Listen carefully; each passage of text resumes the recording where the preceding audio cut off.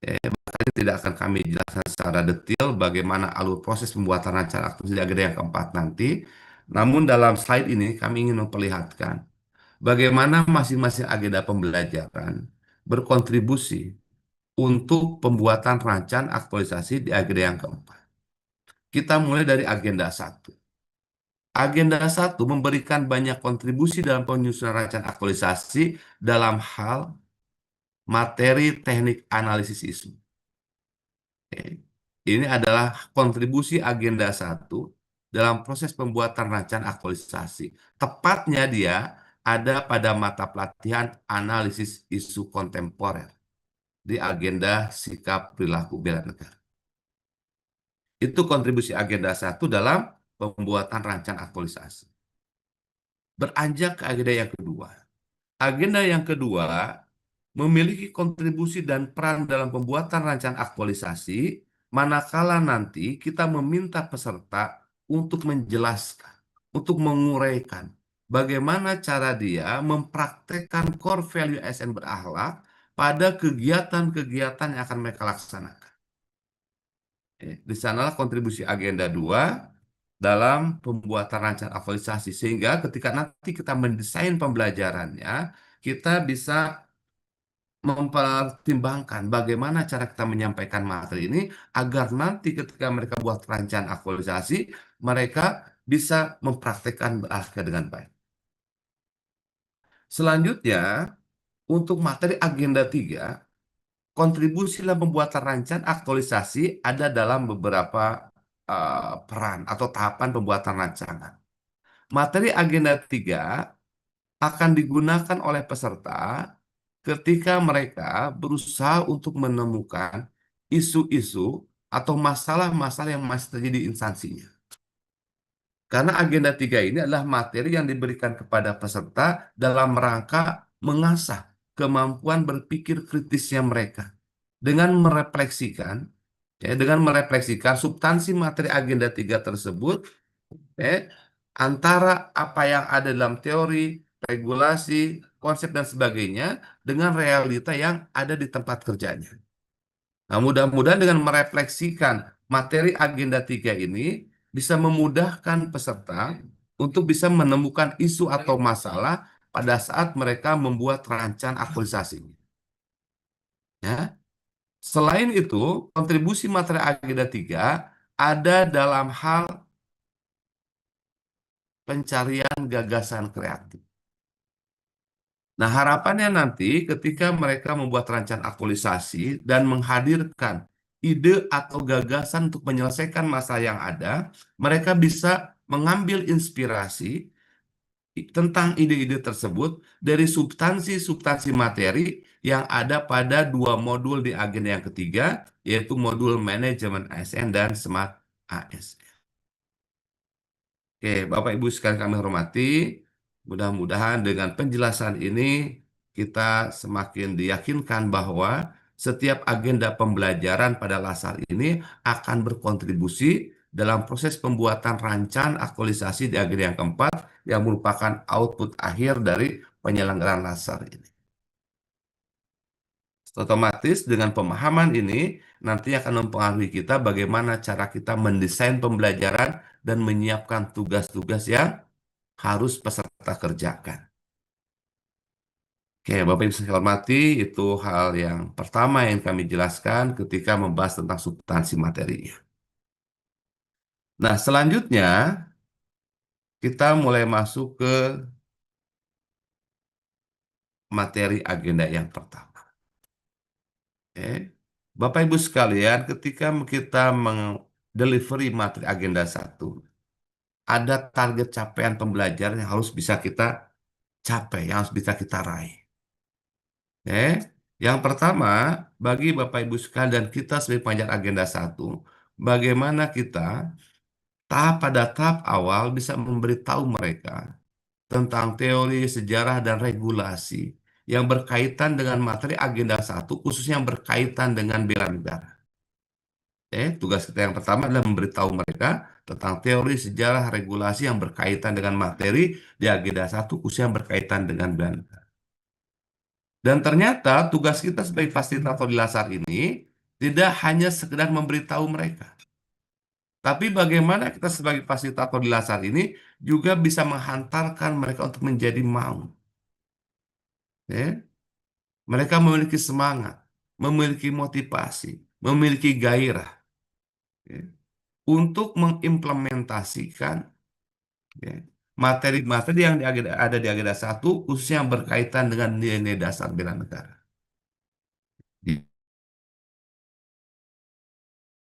Jadi dalam kesempatan ini kita sebagai fasilitator Lasar juga harus bertindak sebagai motivator juga. Ya, harus sering-sering memotivasi mereka, menyemangati mereka agar tumbuh kesadaran, agar tumbuh keinginan, agar tumbuh motivasi pada diri mereka untuk mengimplementasikan nilai-nilai bela dasar bela negara. Oke. Dan ternyata tugas kita sebagai fasilitator di Agenda satu tidak hanya menghantarkan mereka untuk menjadi mau, kita pun harus bisa menghantarkan mereka untuk menjadi mampu, mampu untuk mengimplementasikan, oke, konsep-konsep, teori-teori, materi-materi di agenda yang pertama, khususnya yang berkaitan dengan bela negara. Bagaimana kita bisa membimbing mereka untuk melakukan aksi-aksi bela negara. Inilah target kita ketika kita mendelivery materi agenda satu pada Lasar ini. Buat mereka menjadi tahu, setelah itu buat mereka menjadi mau, dan setelah itu buat mereka menjadi mau. Oleh karenanya maka kita sebagai fasilitator di agenda satu dan juga saya yakin untuk agenda-agenda 2 dan agenda 3 yang lainnya, kita sebagai fasilitator harus bisa menyiapkan bahan-bahan pembelajaran yang baik, bahan-bahan pembelajaran yang memadai. Oke, beberapa di antara bahan ajar sudah Lan siapkan, mulai dari modulnya, kemudian di dalam MOC juga ada bahan tayangnya, bahkan ada video-videonya. Nah, kita sebagai fasilitator tentunya harus melengkapi bahan-bahan pembelajaran tersebut dengan hal-hal yang bisa semakin menguatkan dan bisa menghantarkan mereka untuk bisa atau mampu mengimplementasikan aksi-aksi bela negaranya. Nah, selain kita harus mampu menyiapkan bahan-bahan yang efektif untuk mencapai target capaian pembelajaran ini, kita sebagai fasilitator pun harus bisa membuat strategi dan desain pembelajaran yang efektif dengan sumber daya waktu yang kita miliki yang sama-sama kita ketahui sangat-sangat terbatas di dalam pembelajaran pada saat ini. Nah, inilah target pembelajaran kita di agenda pertama, Bapak Ibu sekalian. Ya, sedangkan untuk materinya masih relatif sama dengan materi pada tahun-tahun sebelumnya. Hanya ada sedikit penambahan materi, oke, yang dengan tema atau topik konflik kepentingan yang itu diinsertkan pada modul 2, oke, bab yang ketiga tentang isu-isu strategis kontemporer. Oke, dan ini baru diberikan kepada para peserta Lasar di tahun 2025 ini. Karena bahan ajar sendiri baru Lan terbitkan pada awal tahun 2025. Selebihnya materinya masih sama. Modul 1 masih berjudul Wawasan Kebangsaan dan Nilai Negara, di mana pada modul tersebut ada 3 materi pokoknya. Ada materi tentang wawasan kebangsaan, dengan submateri mulai dari pengertian wawasan kebangsaan, konsep dasar berbangsa bernegara, serta lambang-lambang negara. Materi ini diberikan kepada peserta untuk mengajak peserta semakin kenal kepada bangsa dan negaranya. Sekali lagi, materi wawasan kebangsaan ini diberikan kepada peserta bukan untuk dihafalkan. Wawasan kebangsaan adalah cara pandang bla bla bla bla bla. Tidak demikian. Materi ini diberikan kepada peserta agar peserta semakin kenal kepada bangsa dan negara. Nah, setelah mereka bisa mengenal dengan lebih baik tentang bahasa negaranya, diharapkan akan semakin meningkatkan rasa cinta dan sayang mereka kepada bangsa dan negaranya. Semakin kuat nasionalismenya. Sehingga dengan rasa cinta, sayang, dan nasional tersebut, peserta memiliki inisiatif, mereka memiliki motivasi, mereka memiliki keinginan untuk berkontribusi dalam upaya-upaya bela negara sesuai dengan kemampuan dan kapasitas yang mereka miliki. Nah, agar mereka bisa berkontribusi dalam upaya-upaya bela negara ini, maka kita berikan serangkaian submateri mulai dari sejarah pergerakan bangsa, tentang ancaman-ancaman yang masih menjadi apa namanya, yang masih menjadi masalah pada bangsa kita. Kemudian bagaimana kita mengajari juga mereka tentang kewaspadaan dini, oke, tentang pengertian bela negara, nilai-nilai dasarnya, juga berikut dengan indikator-indikatornya, serta tentunya bagaimana cara dia untuk bisa mengaktualisasikan nilai-nilai bela negara tersebut. Jadi materi agenda satu dirangkaikannya kurang lebih demikian, dirangkaikan dengan materi wawasan kebangsaan terlebih dahulu, biar mereka tambah kenal, sederhananya demikian. Kemudian setelah tambah kenal, bisa tambah cinta dan tambah sayang. Oke, kemudian setelah itu muncul semangat dan motivasi untuk berkontribusi dalam upaya-upaya bela negara. Nah, salah satu wujud bela negara yang bisa mereka praktekkan adalah bagaimana mereka bisa berkontribusi dalam sistem administrasi Negara Kesatuan Republik Indonesia, yang merupakan wadah perjuangan bersama segenap komponen bangsa dalam mewujudkan cita-cita dan tujuan. Itulah rangkaian materi yang dihadirkan pada modul yang pertama di agenda yang pertama. Sedangkan modul yang kedua masih berjudul Analisis Isu Kontemporer. Modul ini pun ada tiga materi pokoknya. Ya, materi pokok yang pertama bercerita tentang konsep perubahan lingkungan strategis. Berikut juga dengan bercerita tentang modal insani yang Tuhan berikan kepada kita agar kita bisa menghadapi perubahan-perubahan tersebut, perubahan-perubahan yang tidak hanya memberikan dampak positif, tapi banyak juga dampak-dampak negatif yang timbulkan karena perubahan-perubahan itu, yang salah satunya dampak yang bisa menimbulkan isu-isu atau masalah-masalah strategis yang hingga saat ini masih dihadapi oleh bangsa negara kita, yang dapat menimbulkan ancaman, gangguan, hambatan, dan tantangan dalam kehidupan bermasyarakat, berbangsa, dan bernegara. Setidak-tidaknya ada 7 permasalahan besar yang masih dihadapi oleh bangsa ini, yang lebih celakanya lagi, masih banyak oknum-oknum PNS yang terlibat di dalamnya.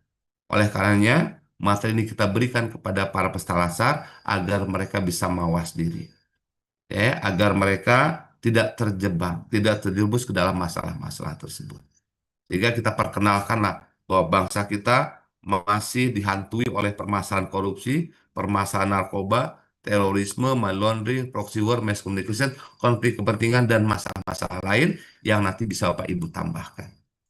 Karena yang namanya isu-isu strategis ini sifatnya dinamis, sehingga setiap saat boleh jadi muncul isu-isu baru yang bersifat strategis, yang bisa mengakibatkan ancaman, gangguan, hambatan, dan tantangan dalam kehidupan bermasyarakat, berbangsa, dan bernegara. Kemudian modul 2 ini ditutup dengan materi teknik analisis isu. Oke, materi ini diberikan untuk melatih peserta sejak dini bisa menggunakan cara-cara ilmiah dalam menghadapi dan menyelesaikan masalah-masalah yang ada. Sehingga kita ajarkan mereka mulai dari pemahaman tentang isu kritikal itu apa.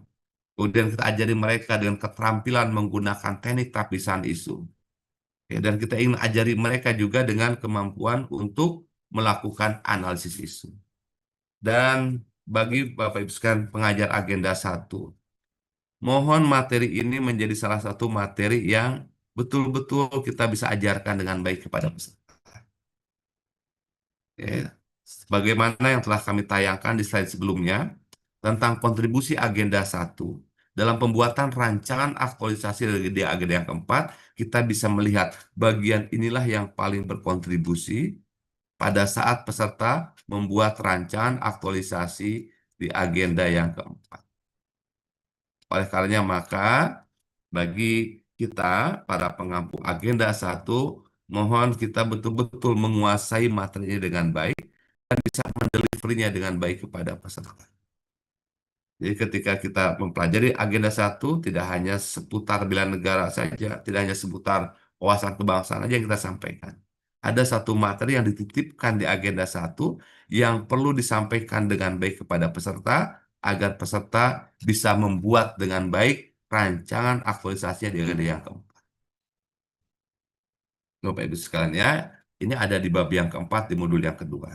Oke, modul satunya bab satunya pendahuluan, bab duanya perubahan lingkungan strategis, bab tiganya isu kontemporer, dan bab yang keempatnya bab tentang teknik analisis isu. Mohon materi ini betul-betul Bapak Ibu kuasai dengan baik dan deliverikan dengan baik kepada peserta langsung.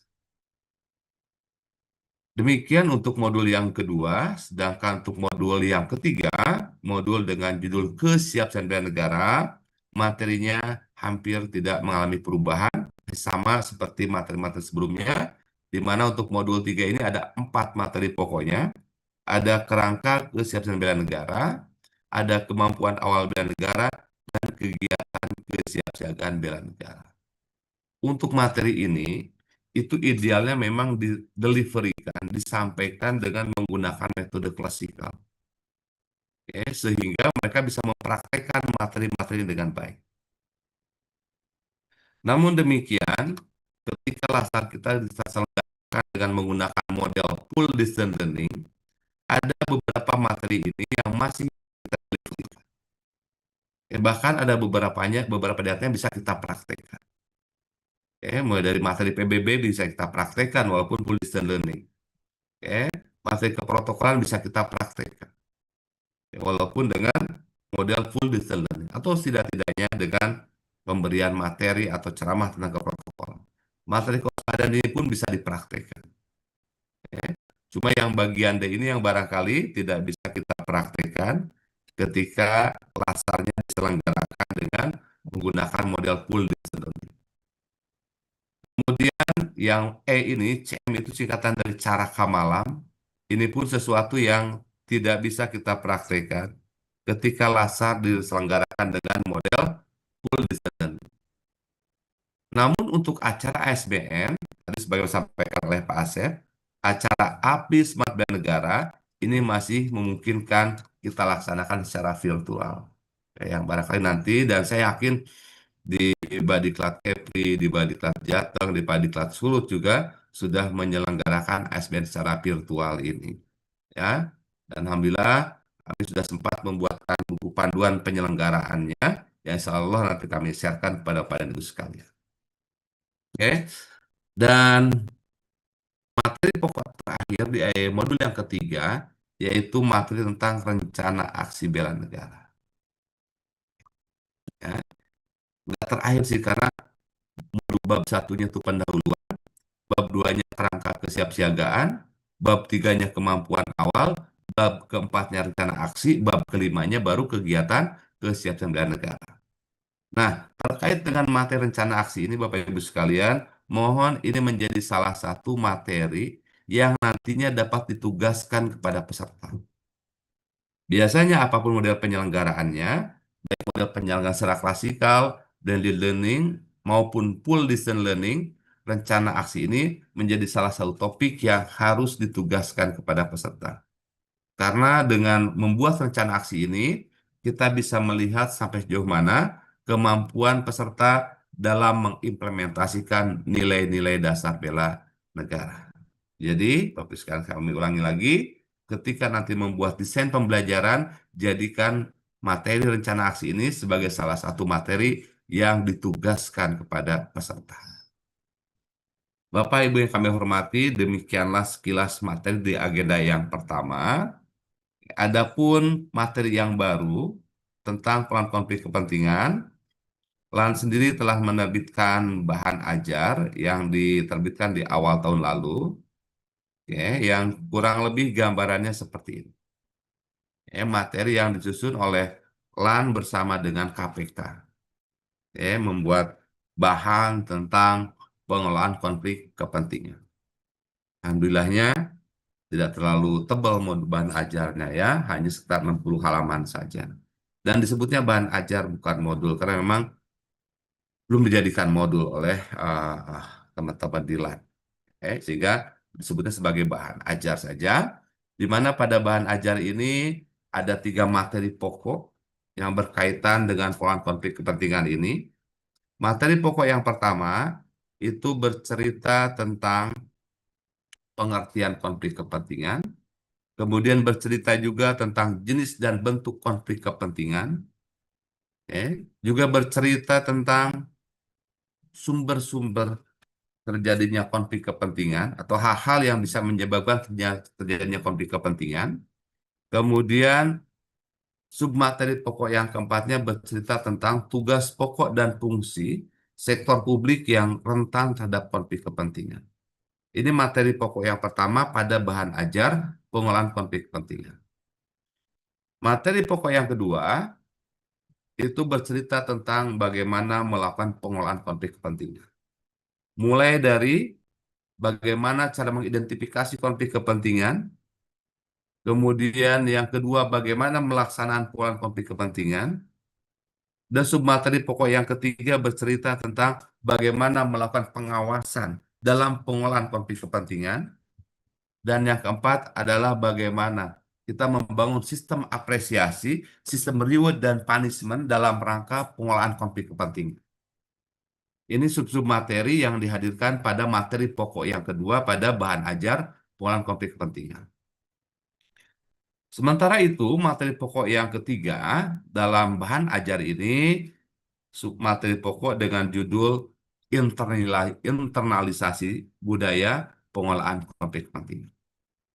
Ya, di sini bercerita tentang bagaimana cara kita menginternalisasikan budaya pengolahan konflik kepentingan yang dapat dilakukan melalui pengembangan pelatihan-pelatihan yang berkaitan dengan pengolahan konflik kepentingan.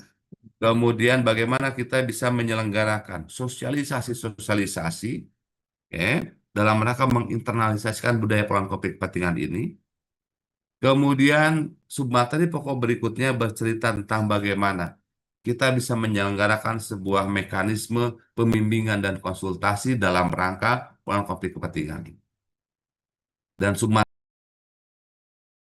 pokok terakhir yang diuraikan pada bahan ajar ini adalah tentang bagaimana kita bisa mengembangkan lingkungan kerja yang sensitif terhadap pengolahan konflik kepentingan.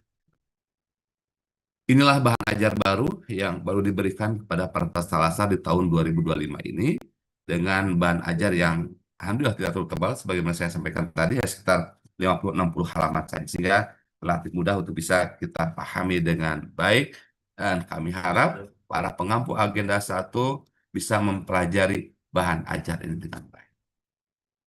Bapak Ibu yang kami hormati, demikianlah gambaran materi kita di agenda yang pertama. Ya, sekedar mengingatkan kembali barangkali ya, atau mereview kembali dari pemahaman-pemahaman yang saya yakin betul udah Bapak dan Ibu ketahui dengan baik. Oke, sekarang kita masuk ke agenda yang kedua. Secara umum tidak ada perubahan materi di agenda yang kedua. Ya, pada agenda nilai dasar PNS. Hanya saja yang perlu kita sampaikan kepada peserta nanti tentang Undang-Undang Nomor 20 ini. Ya. Dulu ketika core value ASN diluncurkan di tahun 2021, ya, belum ada dasar hukum yang kuat yang berkaitan dengan nilai dasar ini. Kita ingat di dalam Undang-Undang Nomor 5 tahun 2014, nilai-nilai dasar PNS-nya ada 15 nilai dasarnya. Yang barangkali hampir semua ASN tidak hafal tentang nilai dasarnya. Oh, sekarang alhamdulillah nih sebagian besar ASN, sebagian besar PNS tahu tentang nilai dasarnya, yaitu berakhlak. Nah, ketika zaman Undang-Undang Nomor 5, saya yakin tidak banyak PNS yang tahu tentang nilai dasar yang harus dipegang teguh oleh setiap ASN ketika menjalankan tugas dan fungsinya. Nah, dulu setelah diluncurkan pada tahun 2021, Menpan RB menyusulnya dengan surat edaran nomor 20 tahun 2021 untuk mengimplementasikan core value ASN berakhlak tersebut. Dasar hukumnya belum begitu kuat. Dan alhamdulillahnya pada tahun 2023 ketika Undang-Undang ASN direvisi, nilai-nilai dasar tersebut dimasukkan ke dalam pasal-pasal undang-undang. Nah, inilah yang perlu disampaikan kepada peserta nanti bahwa posisi dan kedudukan berakhlak itu sekarang semakin kuat. Karena telah diundang-undangkan sederhananya demikian. Oke, di pasal 3 itu bercerita tentang 7 nilai dasar ASN berakhlak, dan di pasal 4-nya bercerita tentang kode etik dan kode perilaku untuk mengimplementasikan ketujuh nilai berakhlak ini. Paling itu poin yang yang membedakan antara materi sebelumnya dengan materi yang sekarang dengan terbitnya Undang-Undang Nomor 20. Materinya masih sama, maaf.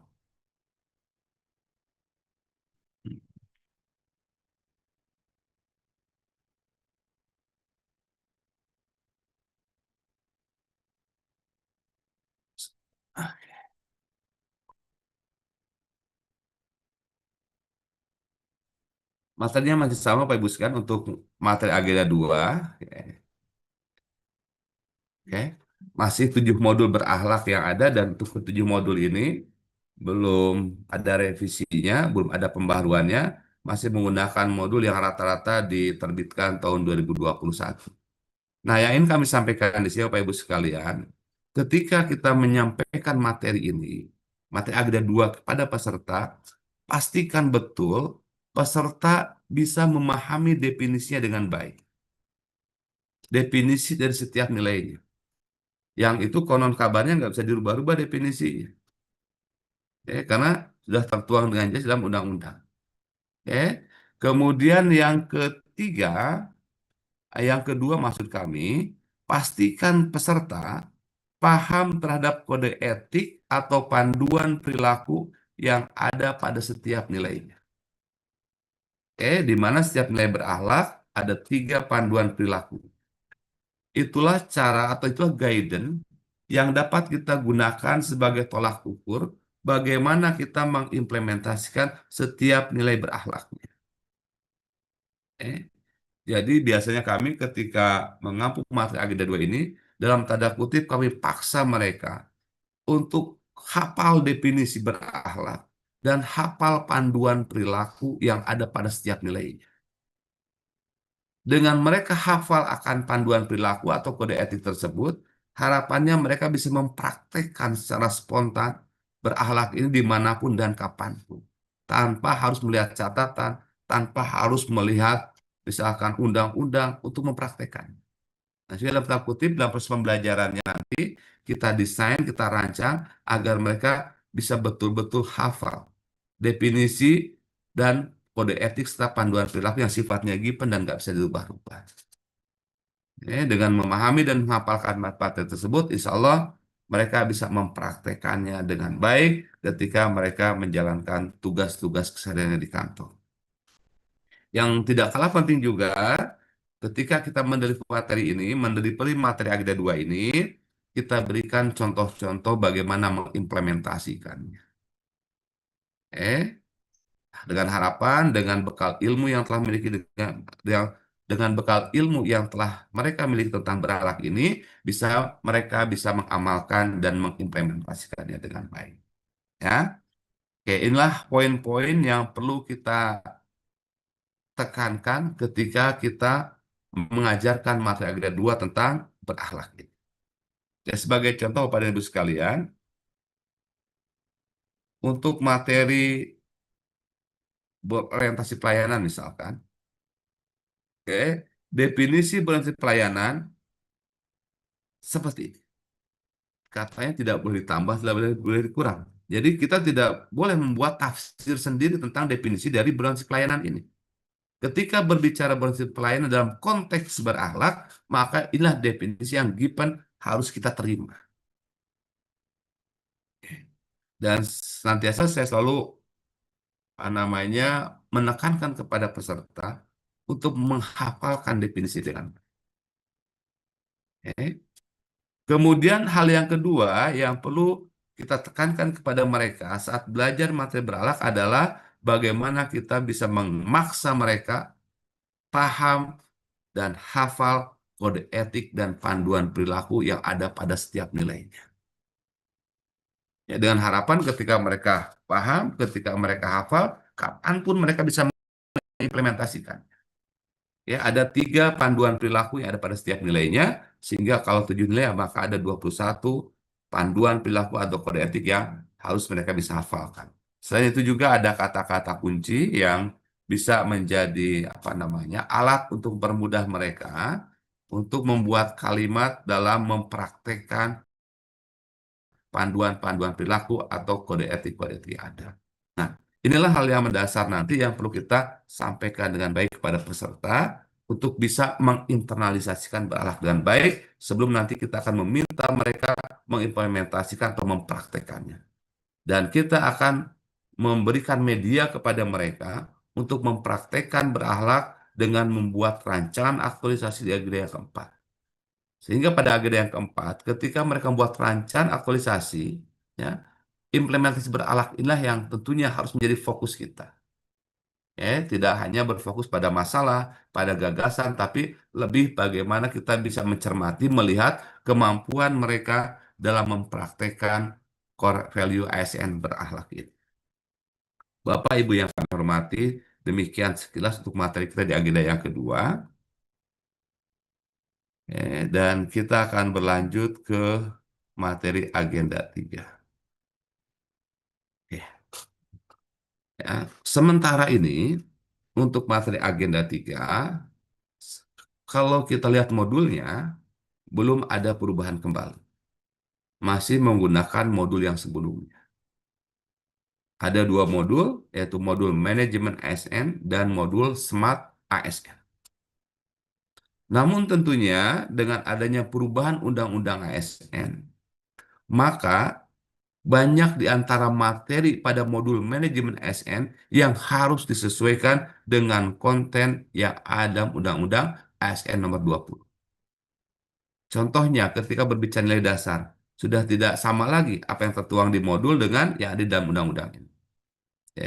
Ketika berbicara kode etik dan kode perilaku, sudah tidak sama lagi apa yang ada di modul dengan apa yang ada di dalam undang-undang ASN nomor 20 ini. Sehingga saran kami jadikan undang-undang ASN ini sebagai patokan, sebagai materi utama yang kita sampaikan pada modul manajemen ASN yang belum sempat direvisi.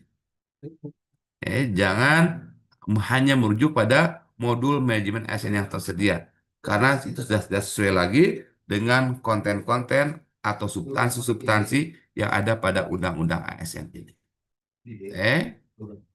Ini pengertian dari manajemen ASN sebagaimana yang tertuang dalam Undang-Undang Nomor 20 Tahun 2023. Jadi mohon sekali lagi pada Bapak Ibu sekalian, materi tentang manajemen ASN itu Bapak Ibu sesuaikan kembali substansinya dengan apa yang tertuang di dalam Undang-Undang Nomor 20.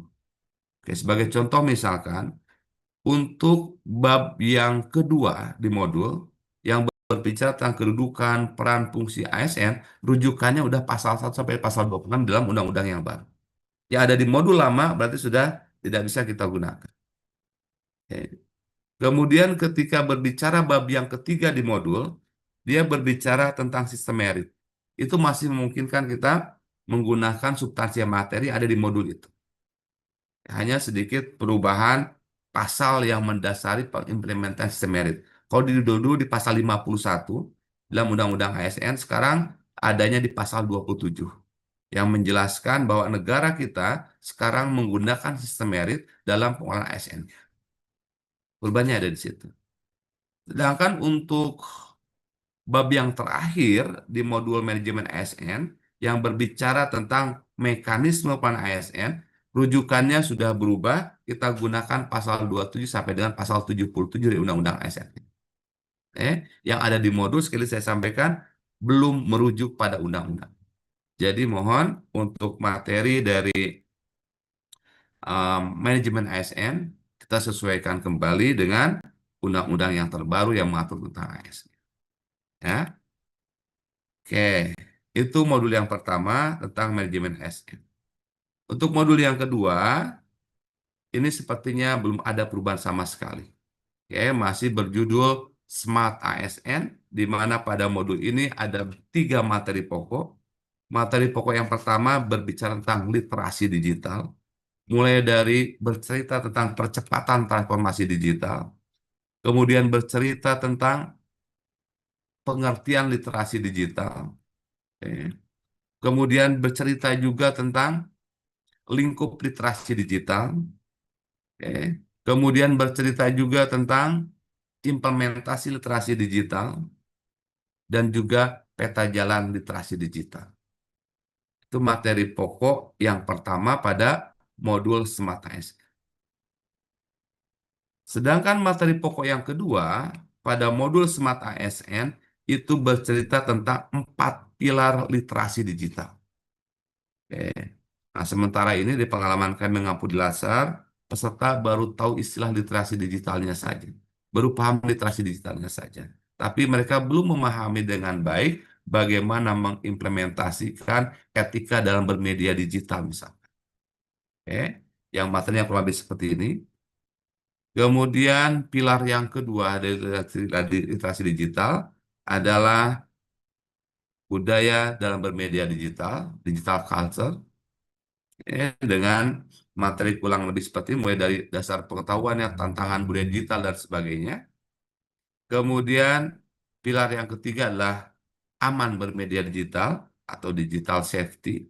Nah, kita juga ingin memberikan pemahaman kepada mereka PSN agar mereka aman dalam menggunakan media-media digital. Dan yang terakhir, pilar yang keempat adalah cakap bermedia digital atau digital skill. Bagaimana kita bisa berharap banyak mereka sebagai CPNS-CPNS baru, sebagai PNS-PNS muda, mereka adalah orang-orang yang cakap dalam bermedia digital. Itu yang diulas pada materi pokok yang kedua yang di modul Smart ASN di agenda yang ketiga ini. Kemudian materi pokok yang terakhir itu bercerita tentang implementasi literasi digital dan implikasinya secara lebih dalam, secara lebih luas. Dan materinya yang paling banyak di dalam modul ini. Oke. Bapak Ibu sekalian, inilah gambaran materi di agenda yang ketiga yang tentunya perlu kita pahami dengan baik. Nah, untuk membantu peserta memahami materi-materi di agenda 2 dan 3, kami biasanya sudah membuat ini, kami buat rangkuman. Rangkuman dari ketujuh modul berakhlak. Oke, yang nanti insya Allah bisa kami sharekan juga kepada Bapak Ibu sekalian. Oke, di dalam rangkuman ini oke, ada judul modulnya, udah ada materi seperti ini. Oke. Kemudian ada struktur materi yang ada pada setiap modulnya. Dan ada juga penjelasan hal-hal penting yang ada pada setiap materi pokoknya. Satu modul ini saya ringkas menjadi sekitar 5 atau 6 halaman. Ya, mudah-mudahan dengan bahan ini bisa membantu peserta untuk lebih memahami materi agenda 2 tentang berakhlak. Tadi modul yang pertama, ini modul yang kedua akuntabel juga kami buatkan dengan pola yang sama untuk rangkumannya, mulai dari penjelasan, definisi dan kode etiknya, kemudian struktur materinya yang ada pada modul ini, berikut juga dengan poin-poin penting yang harus mereka pahami dari modul tersebut. Oke, sehingga kurang lebih jumlah rangkumannya ada 39 halaman yang merangkumkan 7 modul berakhlak. Biasanya kami berikan ini kepada peserta sebagai suplemen, sebagai materi tambahan, bahan pelengkap modul yang bisa membantu peserta untuk bisa lebih memahami materi agenda 2 ini. Oke, soalnya nanti kami sharekan juga jika diperlukan. Dan kemudian kami sudah buatkan juga rangkuman untuk modul agenda 3. Untuk modul-modul agenda 3. Untuk modul manajemen ASN, ini yang saya katakan, ya, pada modul yang ada saat ini masih merujuk kepada Undang-Undang ASN nomor 5. Sehingga pasal-pasalnya masih seperti ini. Ya. Nah, ini berbeda dengan apa yang kami tampilkan tadi. Ya, pasal-pasal masih seperti ini. Sehingga poin-poin yang kami rangkumkan di sini pun masih merujuk pada modul yang lama. Tentang kedudukan ASN misalkan, ada di pasal 8 dan 9. Fungsi tugas ASN di pasal ini. Ini masih merujuk pada undang-undang yang lama. Yang mohon maaf belum sempat kami perbaiki, yang belum sempat kami revisi rangkuman modul ini, sehingga untuk modul manajemen ASN ini tidak serta-merta kita bisa berikan kepada peserta karena rujukannya sudah berbeda. Ya, namun untuk modul yang keduanya, kecuali untuk sistem merit, untuk sistem merit banyak hal yang masih mereka bisa pelajari dari rangkuman ini, ya, karena hanya berbeda di dasarnya saja. Sekarang bukan di pasal 51 tapi di pasal 27 tentang dasar pengimplementasian sistem meritnya. Oke, selebihnya masih relatif sama isi modul tersebut dan nah di sini yang jelas-jelas sudah sangat berbeda. ya, mekanisme pengelolaan ASN, ini pasal-pasalnya sudah berubah. Kalau ini saya buat merujuk pada undang-undang yang lama, ya, kalau yang di undang-undang terbaru tentunya sudah berubah pasal demi pasalnya. Nah, sementara untuk materi manajemen ASN juga bisa ditambahkan dengan topik-topik tentang reformasi birokrasi, manajemen talenta, sasaran kinerja pegawai, dan sebagainya. Oke, jadi untuk materi-materi manajemen ASN bisa diperkaya dengan topik-topik ini atau barangkali ada topik-topik lain yang bisa kita tambahkan, dipersilakan saja. Sementara untuk modul Smart ASN, ini masih dapat digunakan rangkuman ini. Oke, jadi rangkuman ini 15 halaman, merangkumkan sekitar 300 halaman yang ada pada modul Smart ASN. Nah, ini mencantumkan poin-poin penting, hal-hal yang penting yang harus mereka pahami dari materi pada modul manajemen ASN. Baik, Bapak Ibu yang saya hormati, demikian barangkali penjelasan untuk substansi materinya. Nah, selanjutnya kita akan mendiskusikan bagaimana cara kita mendelivery materi-materi tadi kepada peserta dengan efektif dan efisien dan bisa membuat peserta nyaman dalam proses pembelajaran. Oke, Bapak Ibu sekalian, apa Asep ada break dulu nggak 5 menit boleh? Barangkali ada Bapak Ibu sekalian mau tarik nafas dulu gitu ya, toilet Oh, dulu ya. boleh, boleh, Bapak, boleh. Ya, kita break aja dulu 5 menit Break. barangkali ya, Pak Iya. Asep. Tadi Iya. kan udah masuk tuh substansinya. Nah, sekarang kita mulai masuk bagaimana mendesain pembelajarannya ya. Dan sebelum itu kita istirahat dulu 5 menit ya barangkali Pak Asep ya. Barangkali ada Bapak Ibu Boleh, kalian yang mau melaksanakan hajatnya barangkali ya.